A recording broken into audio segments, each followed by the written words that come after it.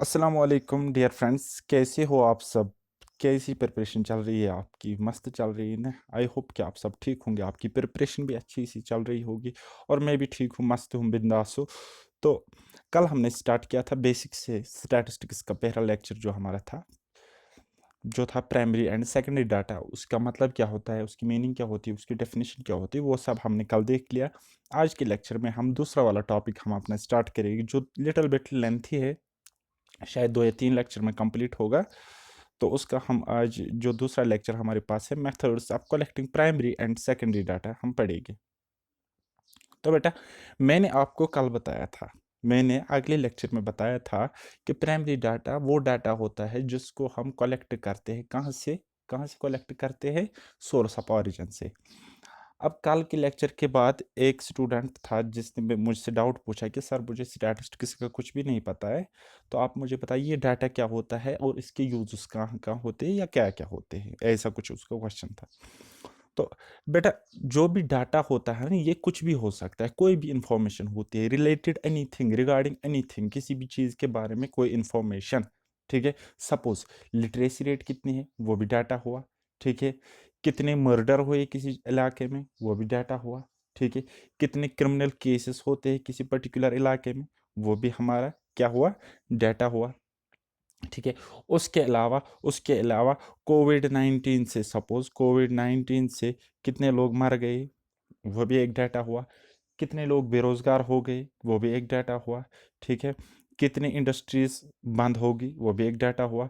Manufacturing sector को कितना loss हुआ, वो भी हमारे पास डाटा हुआ। ठीक है, ये हो गए डाटा, कोई भी इंफॉर्मेशन रिलेटेड टू एनीथिंग। ठीक है, वो हमारे पास एक डाटा हुआ। तो उसको हम कलेक्ट करते हैं न्यूमेरिकल टर्म्स में, जिसको हम कहते हैं क्वांटिटेटिव। ठीक है, जिसको एक क्वांटिटी में हम उसको कलेक्ट करते हैं। ठीक है, रिप्रेजेंट करते हैं in the form of quantitative form, right. तो उसके बाद उसने कहा कि डाटा का यूज क्या होता है, यूज ऑफ डाटा क्या होता है। बेटा, जब हम डाटा कलेक्ट करते हैं किसी जगह से जब हम डाटा कलेक्ट करते हैं, फॉर एग्जांपल मैन्युफैक्चरिंग सेक्टर है, हमने वहाँ से डाटा कलेक्ट किया, हमें पता चला कि मैन्युफैक्चरिंग सेक्टर ऐसा ऐसा है, लेकिन हाँ, ये इनकी कमाई इतनी इतनी है, बहुत ज़्यादा कमाते हैं, लेकिन इस अकॉर्डिंग वो टैक्स पे नहीं करते हैं। ठीक है, तो गवर्नमेंट क्या बनाएगा? उन पे लॉ इम्पोज करेगा, उनको पनिश करेगा या उनसे टैक्स वसूलेगा। ठीक है, तो ये डाटा का इस्तेमाल कोई भी कर सकता है। ठीक है, फॉर एग्जांपल कोविड 19 से कितने लोग इन्फेक्ट हुए थे, या कोई पर्टिकुलर रीजन है जिसमें कोविड 19 गया ही नहीं था। ठीक है, गया ही नहीं था। अब जिस रीजन में ज़्यादा लोग कोविड 19 से इन्फेक्ट हुए थे, जिनको ज़्यादा असर हुआ था कोविड 19 से, उनके लिए गवर्नमेंट अलग पॉलिसीज़ बनाएगा। और जहाँ पे कोविड 19 गया ही नहीं था, उनके लिए गवर्नमेंट अलग से पॉलिसीज़ बनाएगा, अलग अलग स्टेप्स हो सकते हैं। ठीक है, तो ये हो गया डाटा का यूज़ करता है, गवर्नमेंट भी कर सकती है, कोई एजेंसी भी कर सकती है, एक इंडिविजुअल भी कर सकता है, एक फर्म भी कर सकती है।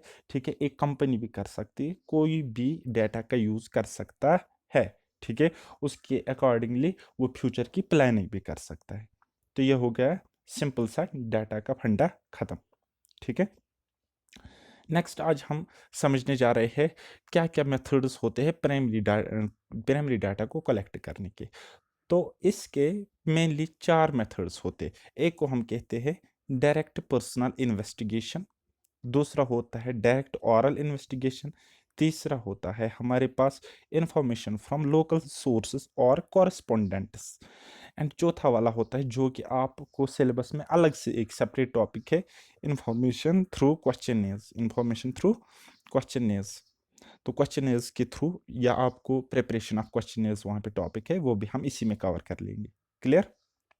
तो आज हम कवर करने जा रहे हैं पहला वाला, जो कि है हमारे पास डायरेक्ट पर्सनल इन्वेस्टिगेशन। इससे पहले मैं आपको एक बात बताऊंगा, मैंने हाल ही में एक चैनल क्रिएट किया है यूट्यूब पे, जिसका नाम है पैराडाइज, यहाँ पे लिखूंगा मैं, paradise education education hub. Paradise education hub by Tariq sir, by Tariq sir. तो आप वहाँ पे वो सर्च करो, अगर आपको लगता है इन फ्यूचर आपको मैथ्स, क्वांटिटेटिव एप्टीट्यूड, रीजनिंग या और कोई सब्जेक्ट सीखने की ज़रूरत है, स्टैटिस्टिक्स लाइक, तो आप उसको सब्सक्राइब कर सकते हो। तो अब हम स्टार्ट करते हैं आज का अपना टॉपिक। डायरेक्ट पर्सनल इन्वेस्टिगेशन क्या होता है? कहता है डायरेक्ट पर्सनल इन्वेस्टिगेशन में जो एक इन्वेस्टिगेटर होता है वो डायरेक्टली डाटा को कलेक्ट करता है। कहाँ से? इन्फॉर्मेंट से। अभी इन्फॉर्मेंट कौन हुए? अभी इन्फॉर्मेंट कौन हुए? जिनके रिगार्डिंग, जिनके लिए हमें डाटा चाहिए, जिनका डाटा हमें ज़रूरत है, ठीक है। इन्फॉर्मेंट्स को रेस्पोंडेंट्स भी कहते हैं, तो इनको उनको इन्फॉर्मेंट कहते हैं। फॉर एग्जांपल, इन्वेस्टिगेटर गया एक कंपनी में, एक फर्म में, ठीक है। उसको डाटा कलेक्ट करना है कि यहाँ के मजदूर, यहाँ के लेबर जो है, वो उनकी इकोनॉमिक कंडीशन कैसी है। वो जब उन मजदूरों से डायरेक्टली बात करेगा, पर्सनल इंटरव्यू उनका लेगा, तो उसको हम कहते हैं डायरेक्ट पर्सनल इन्वेस्टिगेशन। क्लियर? दूसरा point, investigator establishes direct relation with the persons from whom the information is to be obtained, ठीक है। फॉर एग्जांपल जो इन्वेस्टिगेटर होता है, जो इस डाटा को कलेक्ट करता है, जिसकी रिस्पॉन्सिबिलिटी ये होती है, वो डायरेक्टली जाता है इन लोगों के पास जिनको इन्फॉर्मेंट्स कहते हैं, इनसे इंफॉर्मेशन कलेक्ट करता है, ऑब्टेन करता है। क्लियर? से for example, economic conditions of industry workers. एक इंडस्ट्री है, एक इंडस्ट्री है, उसमें कुछ वर्कर्स काम करते, उसमें कुछ वर्कर्स काम करते, और ये गया कौन सा? इन्वेस्टिगेटर। ये इन वर्कर्स के पास गया, यहाँ से इन्वेस्टिगेशन करी, इनको क्वेश्चंस पूछे, और यहाँ से जो रिस्पांस मिला, यहाँ से जो इंफॉर्मेशन मिली, यहाँ से जो डाटा मिला, तो वो अपने पास रखा। तो लेकिन जो ये तरीका है ना, इनके पास खुद जाना, डायरेक्ट इनसे इन्वेस्टिगेशन करना, फिर डाटा कलेक्ट करना, इसी को हम कहते हैं डायरेक्ट पर्सनल इन्वेस्टिगेशन, ठीक है। ये सूटेबल कहाँ कहाँ पे होता है, कहाँ कहाँ पे हम इन तरीकों से डाटा को कलेक्ट कर सकते हैं, ठीक है। एक पहला वाला point, limited field of investigation. अब ये तभी पॉसिबल है जब आपके पास लिमिटेड फील्ड हो, यानी कि एक इंडस्ट्री अगर है, उसमें अगर 100 बंदे काम करते तो पॉसिबल है, लेकिन अगर एक इंडस्ट्री, उसमें 1 लाख उसमें 1 लाख बंदे काम कर रहे हैं, 1 लाख लेबर उसमें काम कर रहे हैं, ठीक है। क्या उनके साथ वन बाय वन बात करना पॉसिबल है? बिल्कुल भी नहीं है, ठीक है। तो यानी कि जब आपके पास लिमिटेड फील्ड ऑफ इन्वेस्टिगेशन हो, तब ये सूटेबल है, ये वाला तरीका तब सूटेबल है। कौन वाला तरीका? जरा बोलो। Direct personal investigation. Next, next हमारे पास है when greater degree of originality is required, ठीक है। जब जब आपकी रिक्वायरमेंट ये होगी कि आपको बिल्कुल ही ओरिजिनल डाटा चाहिए, उसमें कोई मॉडिफिकेशन, उसमें कोई मैनिपुलेशन नहीं होनी चाहिए, उसमें कुछ भी मिलावट नहीं होनी चाहिए, ठीक है। तो आप क्या करना चाहोगे? आप डायरेक्टली कांटेक्ट करना चाहोगे इन्फॉर्मेंट्स के साथ, ठीक है। तो उसको हम कहेंगे with greater degree of originality. जब ज़रूरत हो तो आपके पास ये वाला तरीका सूटेबल रहेगा। तीसरा, information to be kept secret, ठीक है। जब इस बात की ज़रूरत हो कि इंफॉर्मेशन आपको सीक्रेट रखनी है, ठीक है। यानी कि जो एम्प्लॉयर होगा वहाँ पे, जो वहाँ पे हेड्स होंगे, सपोज कोई कंपनी है, वहाँ पे जो हेड्स होंगे, वहाँ पे जो उनके हेड्स होंगे, मैनेजर होगा, मालिक होगा, उनको बात का पता नहीं चलना चाहिए, या बाकी लोगों को ये स्टोरी पता नहीं चलनी चाहिए, ये कहानी पता नहीं चलनी चाहिए। जब इसको सीक्रेट रखने की ज़रूरत है, तो एक इन्वेस्टिगेटर क्या करता है? वो डायरेक्ट इन रेस्पोंडेंट्स, इन इन्फॉर्मेंट्स के पास चला जाता है और वहाँ से डाटा कलेक्ट करता है। ये हो गया सूटेबिलिटी वाला पॉइंट तीसरा। I hope you are getting my point. So point number 4 हम देखेंगे क्या है हमारे पास, great significance of accuracy of data. जब आपके पास जब आपके पास डाटा आ जाएगा, उसको एक्यूरेट होना चाहिए, उसको ज़्यादा एक्यूरेट होना चाहिए, उसकी एक्यूरेसी मैटर करती हो, ठीक है। तो उस सेंस में क्या होता है कि ये तरीका इम्पॉर्टेंट हो जाता है। कौन सा तरीका?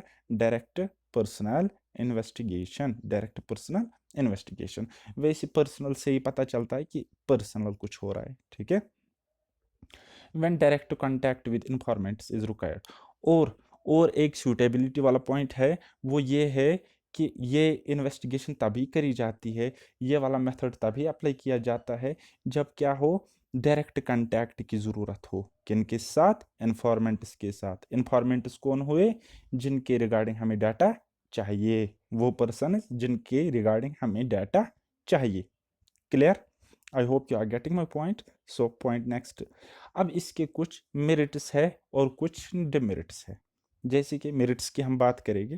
पहले मेरिट है हमारे पास हाई डिग्री ऑफ ओरिजिनलिटी। बहुत हाई चांसेस होते हैं कि ये जो डाटा आपको मिलेगा इसमें ओरिजिनल चीज़ें होगी। ओरिजिनल इन द सेंस वो एक्चुअल होगी, उसमें झूठ कुछ नहीं होगा, उसमें वो फंडा वंडा कुछ नहीं होगा, वो बिल्कुल ओरिजिनल होगा। से फॉर एग्जांपल आप अगर किसी लेबर के पास गए, ठीक है, किसी वर्कर के पास गए, अब अगर मालिक उसको अब अगर मालिक उसको बोलता है मैं आपको 10,000 रुपये पर मंथ पे करूँगा, 8,000 देता है, तो वो बात बोलेगा ना, मालिक हमारा खड़ूस है, ठीक है।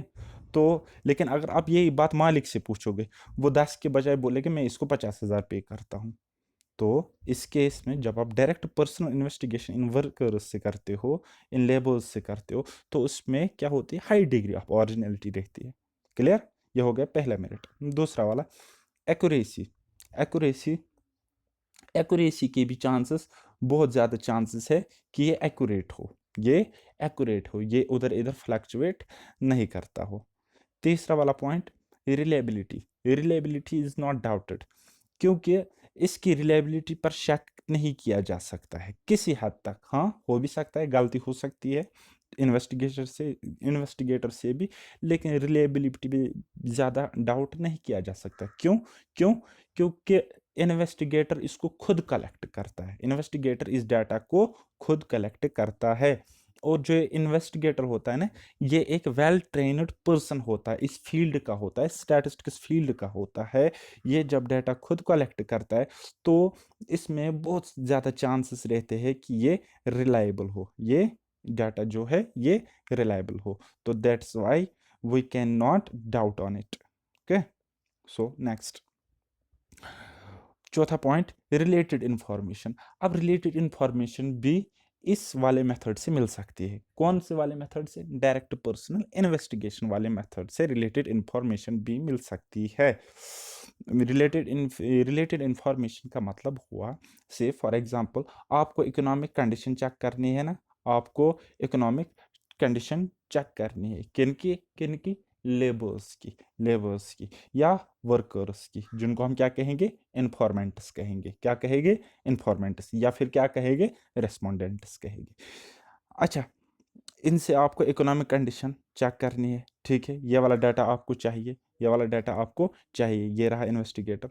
अब ये थोड़ी सी रिलेटेड इंफॉर्मेशन भी यहाँ से चेक कर सकता है। रिलेटेड मतलब मैं आपको एक एग्जांपल देता हूँ, ये इनसे ये पूछ सकता है, एक तो हो गया डायरेक्ट इंफॉर्मेशन, ये पूछ लेगा कि आपकी इनकम कितनी है, ठीक है, आपके फाइनेंशियल कंडीशंस कैसे, क्या आप अपनी फैमिली को आराम से सपोर्ट कर पा रहे हो, ठीक है, ये हो गए डायरेक्ट क्वेश्चंस।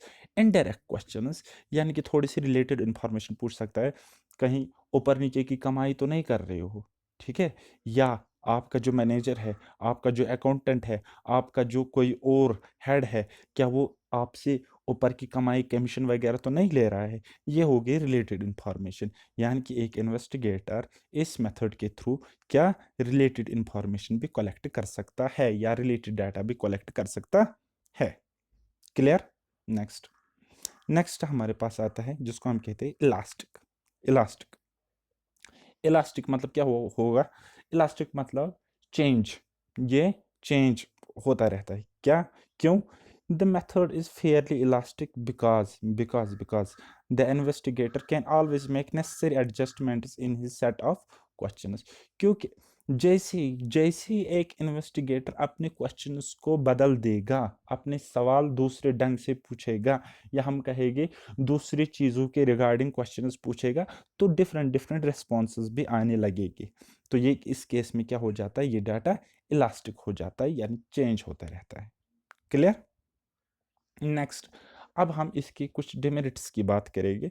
कुछ डिमेरिट्स है इसके, जैसे कि पहला वाला डिमेरिट, मैंने आपको कहा जब एरिया बड़ा नहीं हो, ठीक है, तो डिमेरिट इसका हो जाता है क्या है, जब आपके पास वाइड एरिया हो उसमें आप ये मेथड नहीं लगा सकते, डायरेक्ट पर्सनल इन्वेस्टिगेशन मेथड से आप डाटा हासिल नहीं कर सकते।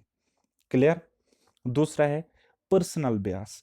अगर आपके पास एक इन्वेस्टिगेटर ऐसा है जो जो बयासड है, बयासड मतलब तरफदारी करता हो, अब लेबर्स ने उसको ठीक ठीक, अब वर्कर्स ने उसको ठीक ठीक डाटा बोला, ठीक ठीक डाटा बोला, अब वो ऐसा कमीना निकला, उसने बोला हेड को अगर मैं ये डाटा आगे फॉरवर्ड करूंगा तेरी तो शहमत आ जाएगी। अब हेड ने उसको बोला नहीं भाई ऐसा एक काम कर, तू मुझसे 2 लाख रुपए ले ले, तू मुझसे 2 लाख रुपए ले ले। और 2 लाख रुपए लेने के बाद इन्वेस्टिगेटर क्या करता है, क्या करता है, इस डाटा को थोड़ा सा बदल देता है, यानी कि हम कहेंगे इसमें पर्सनल बयास हो सकता है। क्लियर। अब कौन कर सकता है पर्सनल बयास, इन्वेस्टिगेटर या other people other than informants and respondents. Clear. Next, इसमें क्या लग सकता है, जब वन बाय वन एक एक से आपको इन्वेस्टिगेशन करनी है, एक एक से आपको इंफॉर्मेशन हासिल करनी है, एक एक से आपको डाटा कलेक्ट करना है, तो इसमें टाइम लग सकता है, इसमें टाइम लग सकता है, टाइम कंज्यूमिंग है ये, और इसमें ज़्यादा एफर्ट्स भी लग सकते हैं, एफर्ट्स भी लग सकते हैं, और ये कॉस्टली आपको पड़ सकता है ये वाला तरीका, क्योंकि जब आपको ज़्यादा टाइम लगेगी, ज़्यादा आपके एफर्ट्स लगेगी, हो सकता है आपको हेडेक भी हो जाए और उसके लिए आपको दवाई से भी अलग से लेनी पड़ी, तो ये हो गया कॉस्टली वाला तरीका। ठीक है। Next, limited coverage. Limited coverage, limited coverage मैंने आपको बताया कि क्या होता है, ये एक छोटे से इलाके को कवर करता है। ठीक है, बड़े एरिया में ये सूटेबल नहीं है ये वाला तरीका।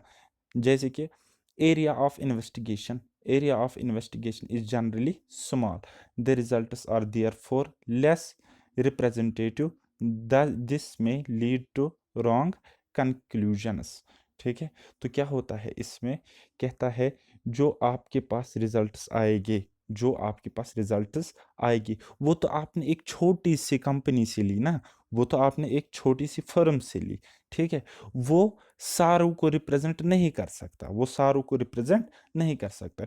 हो सकता है कि यहाँ की वर्कर्स की कंडीशन खराब हो, वर्स्ट हो, और दूसरी एक बड़ी कंपनी है, वहाँ पे लेबर्स या वर्कर्स की condition, financial condition, economic condition बहुत अच्छी हो, तो हम इसको पूरे के लिए, सारे के लिए रिप्रेजेंट नहीं कर सकते। यानी कि हम कह सकते हैं ये जो डाटा होता है जो हम पर्सनल इन्वेस्टिगेशन के थ्रू हासिल करते हैं, ये क्या हो सकता है, ये लेस रिप्रेजेंटेटिव होता है, ये बहुत छोटी छोटी चीज़ों को रिप्रेजेंट कर सकता है।